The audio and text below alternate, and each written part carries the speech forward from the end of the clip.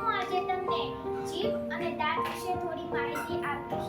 દાંતના કુલ 4 પ્રકાર હોય છે: છેદક દાંત, રાક્ષી દાંત, અગ્ર દાંત અને દાઢ. નમસ્તે, મારું નામ ઉર્વિશા છે. હું આજે તમને છેદક દાંત અને રાક્ષી દાંત વિશે કહેવાની છું. આ છે છેદક દાંત, જે ઉપર નીચે થઈને કુલ 8 હોય છે. તેનું કાર્ય કાપવા અને બચકું ભરવા માટેનું હોય છે. અને આ છે રાક્ષી દાંત, જે ઉપર નીચે થઈને કુલ 4 હોય છે. જેનું કાર્ય કોઈ વસ્તુને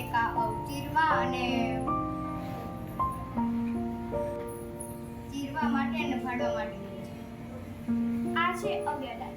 અગ્ર દાંત કુલ ઉપર નીચે થઈને 8 હોય છે, જેનું કામ ચાવવાનું છે. આ છે દાઢ. આ કુલ ઉપર નીચે થઈને 12 હોય છે, જે દળવા અને ભરડવાનું કામ કરે છે. હવે હું તમને જીભ વિશે કહીશ. જીભ આપણા મુખ ગુહાના પાછળના તળિયે જોડાયેલ એક માસલ અંગ છે, જે આગળના છેડે મુક્ત છે. જીભ આપણે બોલવામાં ઉપયોગી છે. જીભ આપણે જ્યારે ખોરાક ખાતા હોય ત્યારે જીભ ખોરાકને ગળવામાં અને તેમાં પાચક રસો ભેળવવામાં પણ મદદ કરે છે. જીભ પર રસાંકુરો આવેલ હોય છે. એ રસાંકુરો દ્વારા આપણે સ્વાદ પારખી શકીએ છીએ.